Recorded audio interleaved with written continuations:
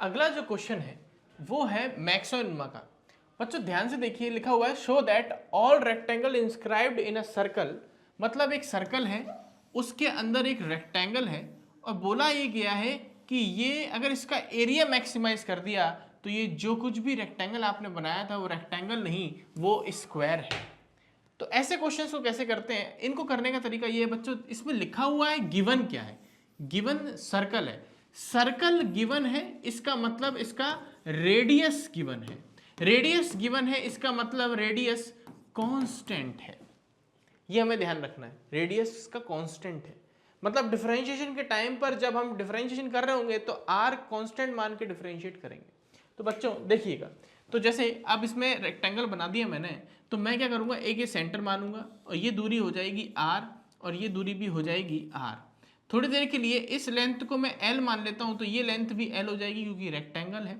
Similarly अगर ये length मैंने बी मान ली तो ये लेंथ भी बी हो जाएगी क्योंकि ये रेक्टेंगल है। तो ये रेक्टेंगल की जो साइड हो गई वो एक हो गई 2l और एक साइड हो गई 2b। तो इसका एरिया क्या हो जाएगा, वो एरिया हो जाएगा 2b इंटू 2l। तो ये एरिया जो भी आ गया वो आ गया 4lb। अब बच्चों यहाँ पर एल भी वेरिएबल है और बी भी वेरिएबल है। हमें इस इक्वेशन को अगर मैक्सिमाइज करना है तो हमें पूरी इक्वेशन को सिंगल वेरिएबल में कन्वर्ट करना पड़ेगा। तो उसके लिए एक इक्वेशन चाहिए। तो हम क्या करेंगे, हम ये जो आपका ट्रायंगल है, ये वाला ट्रायंगल पकड़ लीजिए आप।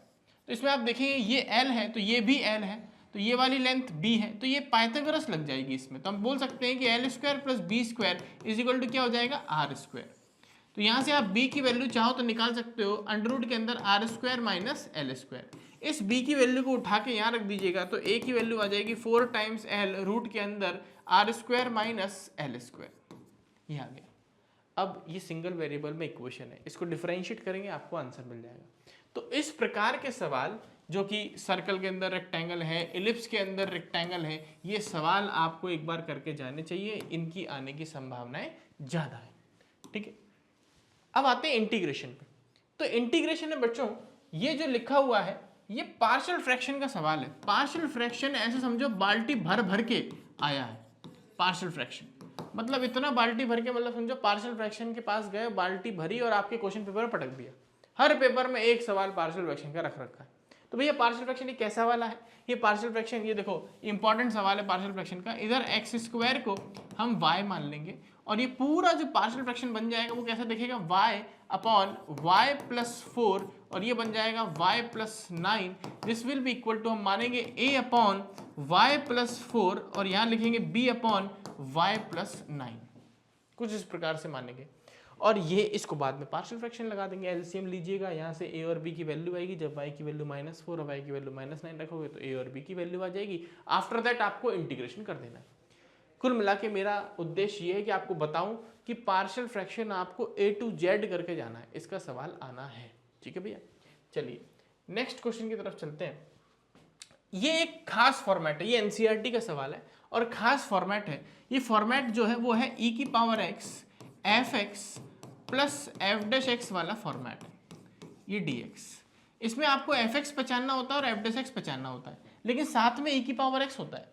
तो e की पावर x इसमें कहाँ है, दिख ही नहीं रहा है, तो हमें e की पावर x लाना पड़ेगा। तो बच्चों हम अज्यूम कर लेंगे e की पावर x, इसमें log x को t मान लेते हैं बेटा, है ना। तो log x को यहाँ, इसको मैं इरेज कर लेता हूँ थोड़ा सा, तो यहाँ पर मैं log x को t मान लेता हूँ, लेट कर लेता हूँ log x is equal to t। तो ये e बेस है, तो मैं लिख सकता हूँ कि x की वैल्यू क्या हो जाएगी, e की पावर t। इसको डिफरेंशिएट किए तो ये आ जाएगा dx is equal to e की पावर t dt। अब देखना बच्चों होगा क्या, ये क्वेश्चन कैसे कन्वर्ट हो जाएगा, ये हो जाएगा इंटीग्रेशन। dx की जगह पर लिखूंगा e की पावर t dt, तो e की पावर t को इधर लिख लेता हूँ, dt को इधर लिख लेता हूँ। ये बीच में आ जाएगा log t और यहाँ क्या आ जाएगा 1 अपॉन टी स्क्वायर। अब बच्चों इस फॉर्मेट को लगाने के लिए यहाँ एफ एक्स चाहिए था, उसके बगल में उसका डिफरेंशिएशन चाहिए था, वो तो है नहीं। तो हमें क्या चाहिए, हम लिखेंगे इधर e की पावर t और यहाँ पर एक कलाकारी करनी पड़ती है जो हम क्लास में बहुत सिखाते हैं। इधर 1 अपॉन टी का एडिशन और -1 अपॉन टी का मतलब एडिशन सब्ट्रैक्शन करना है और 1 प्लस टी स्क्वायर लिख देंगे और ये हो जाएगा dt। अब बच्चों ये दो सवाल बन गए। कैसे दो सवाल, देखो भैया मैं इसको चेंज करके लिख देता हूँ आपके सामने, देखना ध्यान से। ये जो इंटीग्रेशन है वो कुछ ऐसा दिखेगा, e की पावर t और यहाँ पर आपको दिख जाएगा log x log t plus 1 upon T. दूसरा जो दिखेगा वो भी दिखेगा e की पावर t, और ये दिखेगा -1/t प्लस 1/t²। अब बच्चों अगर देखो ध्यान से तो ये लिखा हुआ f(x) f'(x), ये लिखा हुआ f(x) और f'(x).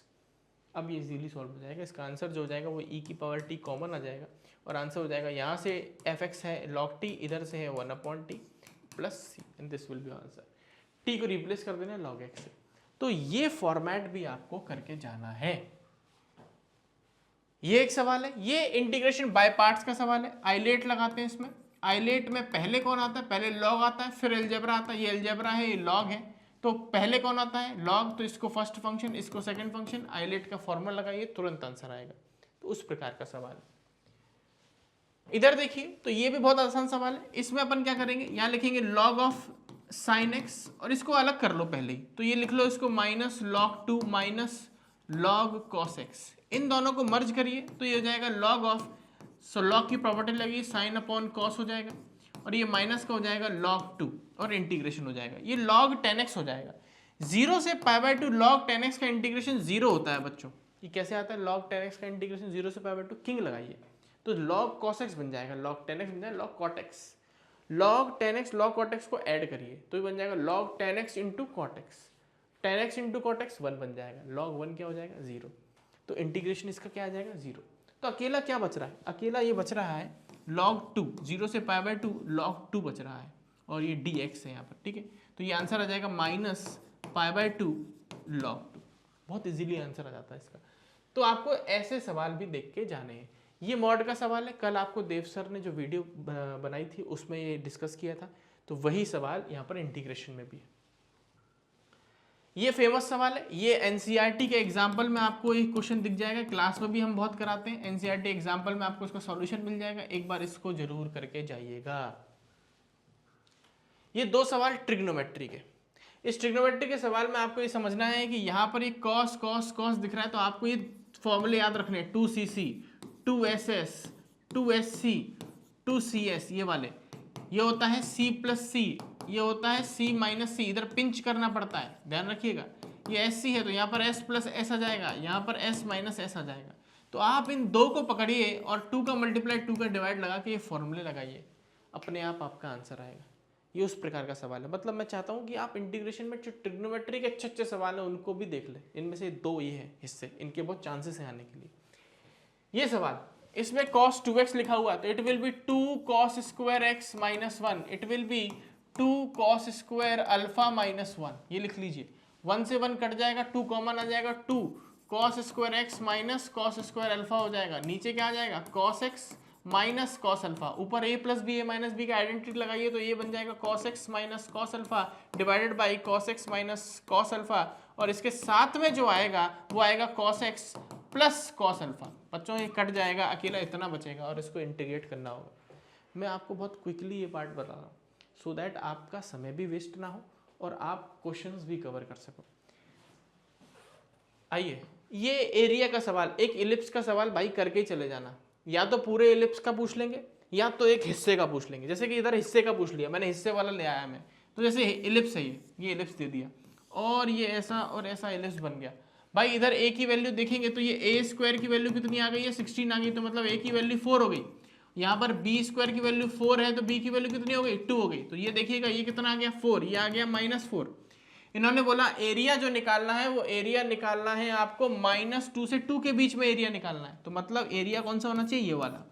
बच्चों हम सिर्फ ये वाला एरिया निकालेंगे और उसको 4 गुना कर देंगे। कैसे? यहाँ पर एक स्ट्रिप बनाई जाती है, आपको याद दिलाता हूँ, ये dx बन जाएगा। ये जो लेंथ है वो y है, तो इलिप्स का y निकाला जाएगा। इलिप्स का y क्या होता है? तो हम बोलेंगे y square by 4 is equal to 1 minus x square by 16। आप दोनों साइड रूट कर लीजिए तो y by 2 is equal to root over 1 minus x square by 16। यहाँ से y की वैल्यू आ गई twice of root over 1 minus x square by 16। ये आ गया y। अब आपको क्या करना है? आपको इसको इंटीग्रेट करना है। कहाँ से कहाँ तक करना है बच्चों? 0 से 2 करना है। क्यों? पहले इतना इतना हिस्सा करेंगे, इसको 4 गुना कर देंगे। 0 से 2, इसको 4 गुना कर दिया। अब यहाँ पर इसको उठा के रख दो तो क्या आ जाएगा? ट्वाइस ऑफ रूट के अंदर 1 माइनस एक्स स्क्वायर अपॉन 16, और ये आ जाएगा dx। बच्चों इसको इंटीग्रेट करना है और जो भी आंसर है उसको 4 गुना करना है और आपका एरिया आ जाएगा। मुझे उम्मीद है ये इंटीग्रेशन आप कर लोगे। अब आगे बढ़ते हैं। सिमिलरली एक और एरिया का सवाल है। इस कर्व को पकड़िए, ये कर्व बहुत जरूरी कर्व है। जब हम y is equal to root के अंदर 4 माइनस एक्स स्क्वायर लिखते हैं तो हमें ये पता होना चाहिए कि y एक पॉजिटिव नंबर है, ये पता होना चाहिए। तो अब मान लो अगर मैं इसको स्क्वायर करता हूं तो बच्चों क्या आ जाएगा, ये हो जाएगा y square is equal to 4 minus x square. X square इधर आइए तो x square plus y square is equal to 4, ये आ गया। इस सर्कल को बनाइए, ये सर्कल ऐसा बन गया। लेकिन स्टार्टिंग में हमने घोषित कर दिया था कि y कैसा है, पॉजिटिव है, तो इसका मतलब हमें सिर्फ और सिर्फ ये वाला हिस्सा लेना है। ठीक है बच्चों। अब बोला क्या है कर्व, उसने क्या बोला है, कर्व जो है यहां पर मैंने एक सर्कल बनाया और जो लाइन है वो है √3x की, तो √3x की लाइन बना दीजिए, ये बन गई √3x की लाइन। अब बच्चों बोला है कि एक तो ये होना चाहिए और एक ये कर्व होना चाहिए और एक y एक्सिस होनी चाहिए। तो इसका मतलब जो हमारा रिक्वायर्ड रीजन है वो ये वाला रीजन है बच्चों, ये वाला रीजन। आप चाहो तो ये वाला रीजन निकाल दो और इस क्वाड्रेंट के एरिया को माइनस कर दो तो आपको ऊपर वाला मिल जाएगा। बहुत सारे तरीके। या फिर आप चाहो तो √3 होता है ना, तो आप इसको यहाँ पर ऊंची, यहाँ से देखिए, यहाँ से लेकर यहाँ तक ये पॉइंट ऑफ इंटरसेक्शन निकालिए, यहाँ से लेकर यहाँ तक इसकी छत और फिर इसकी छत, ये दो छतें आपको स्प्लिट करनी पड़ेगी and you will get your answer. ये जो पॉइंट आएगा वो आई थिंक 1 आना चाहिए, एक बार सॉल्व कर लीजिएगा। तो ये इंटीग्रेशन का ये वाला एरिया वाला सवाल भी आना चाहिए। बच्चों डिफरेंशियल इक्वेशन में डिग्री ऑर्डर बहुत इंपॉर्टेंट है। जैसे डिग्री ऑर्डर की मैं बात करूं तो जैसे डिग्री क्या होती है, ऑर्डर क्या होता है, ऑर्डर होता है जितनी बार y को डिफरेंशिएट किया, मैक्सिमम बार कितनी बार डिफरेंशिएट किया है, और फिर उसकी जो पावर होगी वो हो जाएगी डिग्री। जैसे कि इस क्वेश्चन में देखिएगा तो ऑर्डर हो जाएगा 2, क्योंकि कितनी बार मैक्सिमम बार डिफरेंशिएट हुआ, 2 बार, और इसकी पावर कितनी है 1, तो ऑर्डर 2 डिग्री 1। इन्होंने बोला प्रोडक्ट बताओ, तो भैया 2 × 1 कितना आ जाएगा, 2 आ जाएगा। तो इस प्रकार से सवाल होगा। और भी आते हैं डिग्री ऑर्डर के। बस देखो यार, डिग्री निकालते टाइम आपको ये ध्यान रखना है कि सारे डिफरेंशियल कोफिशिएंट रेडिकल पावर से मुक्त हो, किसी के ऊपर हाफ पावर, नेगेटिव पावर, है ना, ऐसी पावर्स ना हो, √2 ऐसी पावर्स ना हो, रेडिकल ना हो, इंटीग्रल पावर्स होनी चाहिए। इनफैक्ट जो आपका नेचुरल नंबर है वो वाली पावर होनी चाहिए, ये हमें ध्यान रखना है। ठीक है भैया। कोई भी डिफरेंशियल कोफिशिएंट किसी फंक्शन में ना फंसा हो, फंक्शन के अंदर ना फंसा हो, ये ध्यान रखना होता है। ठीक है। तो जैसे फॉर एग्जांपल, अच्छा ये दूसरा एक फॉर्मेट होता है लीनियर का, dy/dx इज इक्वल टू, ये हो जाएगा इज इक्वल टू नहीं plus py is equal to q, कुछ ऐसा होता है फॉर्मेट। तो अब इस फॉर्मेट में क्या है, dx/dy है, तो ये dx/dy वाला फॉर्मेट क्या हो जाएगा, dx/dy प्लस यहाँ पर क्या लिखेंगे, ये लिखेंगे px is equal to q types, इस प्रकार का हो जाएगा। इसमें जो इंटीग्रेटिंग फैक्टर होता है वो होता है e की पावर p dy, ऐसा इंटीग्रेटिंग फैक्टर होता है। यहाँ पर नीचे y dy है तो ऊपर dy आ जाएगा। इसमें इंटीग्रेटिंग फैक्टर क्या होता है, वो e की पावर p dx होता है। p पहचानना होता है, तो p पहचानने के लिए पहले dy/dx बनाना पड़ेगा, तो dy/dx बना लेते हैं। तो dy/dx मतलब इसमें तो dx/dy है, तो dx/dy बना लेते हैं, plus yx/1 minus y square is equal to ay/1 minus y square, ये बन गया। आप ध्यान से देखिए, y/दिस विल बी p, और इसको ऊपर उठा के रख दीजिए, इंटीग्रेशन आपको अच्छे से आता है, you will get your answer, integrating factor. तो वो डी ऑप्शन शायद इसमें बन जाएगा, एक बार चेक कर लीजिएगा। इसमें बच्चों ध्यान से देखिए, कुछ लोग इसमें देखिए, अगर डिग्री ऑर्डर निकालना है तो ये कॉस में फंसा हुआ है dy/dx। अब अगर कॉस में फंसा हुआ है तो इसकी रेडिकल पावर होगी कि नहीं होगी, डिग्री क्या होगी, ये समस्या हो जाती है। इसमें डिग्री ही पूछा है, इसमें पूछा ही डिग्री है।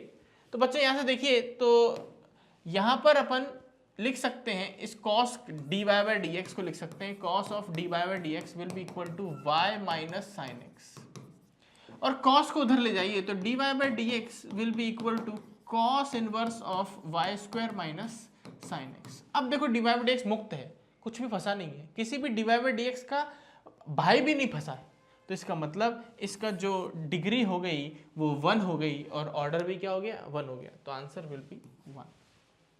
आई होप आपको समझ में आ रहा हो कि भाई ये वाले क्वेश्चंस पे ध्यान देना है। ये देखिए, ये एक होमोजीनियस का सवाल है, बेसिक सा होमोजीनियस का सवाल है, आपको ध्यान रखना है और इसको करना है। आई थिंक है होमोजीनियस आपको करना पड़ेगा ये। ठीक है, नेक्स्ट ये आपका ये भी होमोजीनियस का। देखो भैया, इन सवालों की खास बात क्या है, इसकी खास बात क्या है, ये मैं क्यों लेके आया हूँ। अगर मैं इसमें dy बाई डी एक्स निकालूं तो क्या आएगा, dy बाई डी एक्स आएगा y upon x plus 2y², ये आएगा dy बाई डी एक्स। अब जब होमोजीनियस लगाते हैं तो हमें ये ध्यान रखना पड़ता है कि डिनोमिनेटर के जो टर्म्स हैं वो कहीं ज़्यादा ना हो न्यूमरेटर से, बराबर हो जाए चल जाएगा लेकिन ज़्यादा नहीं होना चाहिए, डिनोमिनेटर में टर्म्स ज़्यादा नहीं आने चाहिए। इधर देखिए डिनोमिनेटर कितने टर्म्स है, 2 टर्म्स है, इसका मतलब ये ज़्यादा हो गए। तो हमें dy बाई डी एक्स के हिसाब से नहीं, हमें dx बाई dy के हिसाब से सॉल्व करना पड़ेगा और x plus 2y² upon y ये लिखना पड़ेगा। और जब इसमें होमोजीनियस लगाएंगे तो x is equal to vy वाला फॉर्मेट लगेगा और वो फॉर्मेट से हमें सॉल्व करना पड़ेगा।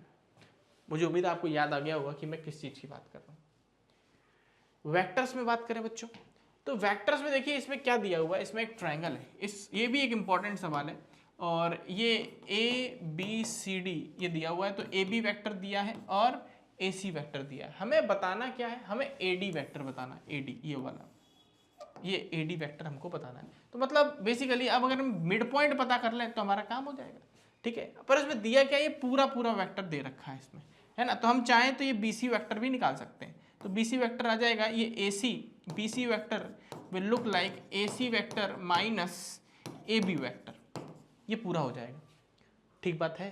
तो ये BC वेक्टर आ गया। अब मान लो तीनों वेक्टर आ गए, तो अब देखो पहला AC वेक्टर है, तो AC वेक्टर क्या होता है, AC वेक्टर होता है C माइनस A। ऐसे ही आपका AB वेक्टर क्या होता है, AB वेक्टर दे रखा है ना, तो ये हो जाएगा B माइनस A हो जाएगा। ऐसे ही यहाँ पर BC वेक्टर है, तो BC वेक्टर क्या हो गया, BC वेक्टर हो गया आपका C माइनस B। अब बच्चों आप किसी भी 2 वेक्टर को ऐड कर लो तो आपको समझ में आ जाएगा कि आपके ये जो पोजीशन वेक्टर्स हैं वो पता चल जाएंगे आपको। जैसे ही पोजीशन वेक्टर पता चल गए तो मुझे क्या चाहिए, मिड पॉइंट चाहिए। मिड पॉइंट कैसे आएगा, B प्लस C अपॉन 2, ये मिड पॉइंट आ जाएगा। अब बच्चों AD वेक्टर कौन है, AD वेक्टर समझ लो ध्यान से, AD वेक्टर D मतलब हो गया B प्लस C अपॉन 2, ये D है, ये D, तो D कौन है, B प्लस C अपॉन 2, तो AD वेक्टर हो जाएगा B प्लस C अपॉन में 2 और माइनस का A। बच्चों समझ रहे होगे मेरे ख्याल से। तो अब ये जो एलसीएम ले लीजिए तो कितना आ जाएगा, B माइनस 2A। यहाँ पर आप ध्यान से देखें तो ये जो चीज़ आ जाएगी वो सॉल्व होके, मैं इसमें इसीलिए पूरा एक्सप्लेन कर देता हूँ, कुछ लोग कंफ्यूज हो जाएंगे इसमें, है ना। तो B माइनस 2A हो गया ये, तो ये जो 2A है वो एक एक बांट दो, तो क्या आ जाएगा B माइनस A और प्लस ये हो जाएगा C माइनस A। अब बुद्धि लगाओ तो B माइनस A की वैल्यू तुम्हारे पास है AB वेक्टर के नाम पे, है ना, और C माइनस A की वैल्यू भी तुम्हारे पास है AC वेक्टर के नाम पे, तो डायरेक्ट वैल्यू उठा के रख दिया तुम्हारा आंसर आ जाएगा, ठीक है। या फिर आप डायरेक्ट मिड पॉइंट भी बोल सकते थे, ठीक भाई। तो आगे बढ़ेंगे, तो ये जो है वो एंगल बिटवीन 2 वेक्टर का है। तो ध्यान रखिए जब भी एंगल की बारी आए, आप समझिए एंगल की बारी आए, इसमें क्या लिखा हुआ है, if the vector AB is such that A cross B is unit vector. तो देखो A क्रॉस B एक यूनिट वेक्टर है, दैट मीन्स ये 1 है, और इस पे अगर मैं फॉर्मूला लगाऊं तो ये हो जाएगा AB sine theta is equal to 1। अब बोला AB के बीच का एंगल बताना है, तो बच्चों फॉर्मूले में वैल्यू पुट कर दो, A और B की वैल्यू पुट कर दो, आपको साइन थीटा मिल जाएगा, that will be the answer. Shorter distance आपको याद होना चाहिए, शॉर्टर डिस्टेंस का फॉर्मूला, शॉर्टर डिस्टेंस का डायरेक्ट फॉर्मूला होता है बच्चों, मैं आपके सामने फॉर्मूला लिख देता हूं, A2 माइनस A1 और यहाँ लिखते हैं B1 क्रॉस B2 और ये डॉट है और नीचे आ जाएगा mod of B1 cross B2, ये हो जाएगा।